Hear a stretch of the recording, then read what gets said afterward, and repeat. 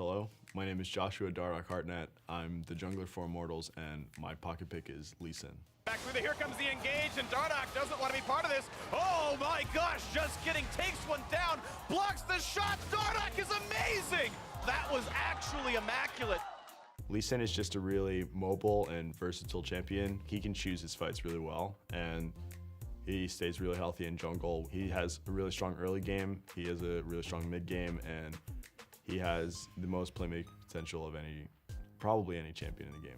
That saw Dardoch get to this point. So even though there's a lot of flashpoint covers around, tries to get high, board hop in, kicks him down, shut down, solo kill to Dardoch. Probably like 75% of Lee Sin's game aspect has nothing to do with the flashy things you see that are highlighted in LCS games. Most of it is jungle pathing, ganking, fighting, skirmishing without using insect or flash at all. If you do the 75% of Lee Sin's gameplay really well, you're still gonna be a really great Lee Sin player, but you're just not gonna have a YouTube montage. So there's like a lot of creative things you can do because of how mobile Lee Sin is, that you really need to optimize and be really creative in the early game, because it's so easy to snuff out early ganks with trinkets and pink wards. I can ward jump over Baron Wall, blast cone into their red buff and steal at level 2. You can do like really unique gank routes. Like if they have a ward in Tri-Brush and in River top lane, I can ward over the Baron Wall, blast cone behind their tower, like over to their Krugs, and just sit there until my W's up again, and then I can gank with another ward. He lands the slow, plenty of damage here. Do they have enough though? And Dardoch's gonna land the auto attack, gonna flash for the E, and the first blood comes through. That is a nice gank there by Immortals. Lee Sin's passive gives him attack speed increase for 2 autos after he uses a spell, and it refunds energy on the autos. So if I'm clearing a ward and at my red buff, and enemy team just left the area, I'm gonna put a ward like over Krugs, and I'm gonna auto the pink ward, and I'm gonna Q and E. I'm gonna save my W just in case the enemies come. Your W seems like the best one because you can always activate it twice, even if you're not hitting anything, but you're gonna die if you do that, if there's enemies there. When you R flash, your ultimate is gonna go through no matter what, because how R flashing works is press R first, and then the little tooltip comes up and it says Dragon's Rage, and then you see like the little bar before it goes off. That's when he's winding up. You can flash during the channel to reposition, and it'll kick him a different way. When I played against TSM, I Q'd on double lift, and then I connected the Q, flashed behind him, and then he reacted and flashed behind me, and he went out of kick range. And I didn't get the kickoff. We got 3-for-0 that team fight, and it was a really big turning point in the game. But if I R flashed, I would have kicked him into my team, and we probably would have won the fight. Yeah, learn how to R flash, it'll help a lot. Officer down, and Team Liquid are still pushing in. The kick flash catches Hanser. He gets exercised, and down he goes. One of the biggest mistakes I see in lower elo, the one that bothers me the most, is the usage of Lee Sin Q in ganks. Let's say you're ganking a Shen or something. I'm gonna ward jump, I'm gonna start autoing him. He's gonna dash away. I'm gonna follow with my flash and keep slowing him. Then he's gonna flash, and only after he's used all of his movement spells, that's when you throw your Q, when it's the easiest to land. It's a bit of a bait and switch too, because Dardoch's not there either.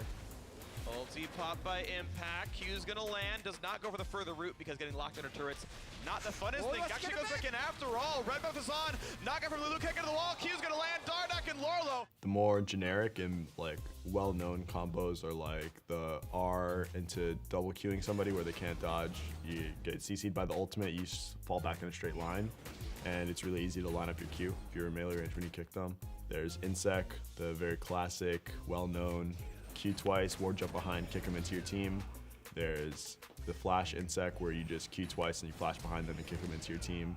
There is E flash, where you just start the channel time of your E and then you flash to reposition. You'll start one place and you'll do the damage in another. There's a ton of Tiamat combos where you can layer in Tiamat with your basic spells, like you can Q Tiamat, you can E Tiamat, you can R Tiamat. It's like a lot of things where you can just sneak in that little bit of extra damage, and it doesn't really slow down your combo at all. Has full himself, wants to go back in, misses the Q though, and that means Piglet has to go away. Piglet's a flash out as well. GBM's gotta be real careful. Dardoch gets in, a 1-for-1.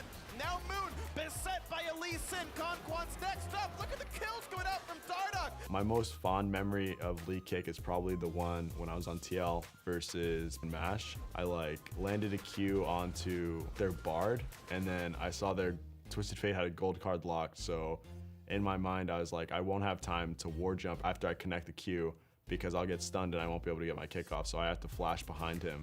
So I Q'd to the Bard, and then I put a ward down remembered I couldn't W to the ward because the gold card was there, and I flashed on top of the ward and kicked him back into my team before the gold card connected with me and the stun registered. That was probably one of the sickest plays I've done on Lee and on stage. It was like my heart was racing. Tempered Fate goes down, just Piglet was hit. Fang is there. Whoa! Dardoch flies straight through! You always strive to be the perfect Lee Sin with the perfect mechanics, but in reality, that's probably never gonna happen. So you never feel done on Lee Sin. I always feel like I can do something better. Dardoch, I gotta give lots of credit to individually because it felt like so much effort was spent by Cloud9 to pinch him down. Let's first pick your Gragas. You ban the Rengar. We'll spend some more bans on you in the second phase. And he goes, yeah, but I'm the cleanest Lee Sin NA. Dardoch's Lee Sin is a thing of beauty. You've got to admit that.